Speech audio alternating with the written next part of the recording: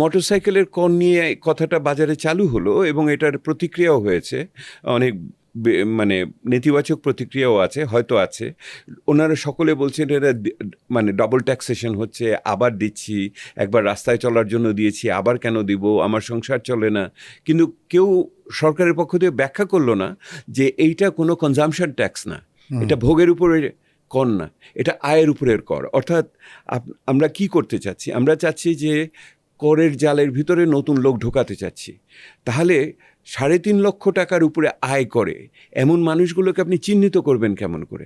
হয়তো এবার বাড়বে, 3 থেকে 4 লক্ষ টাকা হবে ন্যূনতম, মানে যারা কর দিতে হবে না তাদের আয়, যাদের 4 লক্ষ টাকা নিচে আছে।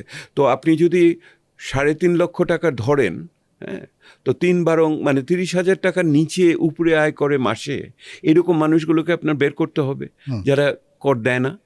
আমার এই মুহূর্তে যে টিআইএর নম্বর আছে তার মাত্র 18% কর দেয়। তো ওই 82%কে আপনি কীভাবে ধরবেন? তো ওনারা চিন্তা করে বের করেছে যে মোটরসাইকেল হবে একটা। হ্যাঁ, মোটরসাইকেল যারা বাইক রাইড করছে তাদের কথা বলছি না, অন্যটা। এটা হলো আমরাও যেমন গাড়ি আছে যাদের, তারা আমরা 50,000 টাকা করে ট্যাক্স দিই। এটা যখন আমরা কর দেই ব্যক্তিগত আয়কর, তখন এটা সামঞ্জস্য বিধান করা হয়, ওটা থেকে এটা বিয়োগ করে দেওয়া হয়। ওনাদের জন্য এটা অগ্রিম ট্যাক্সের মতো অনেকটা, যেটা আপনি ভোগেশ। কিন্তু কেউ এটা ওনাদের বুঝালো না রাজনৈতিকভাবে।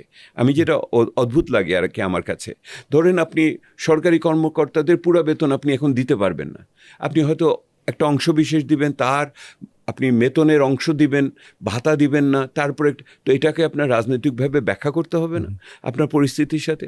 আমি এই সরকারের অন্যতম সমস্যা দেখছি, ওনারা অর্থনীতিকে রাজনৈতিকভাবে ব্যাখ্যা করার জন্য শক্তিশালী কোনো মুখপাত্র আমি এখনও দেখতে পাচ্ছি না।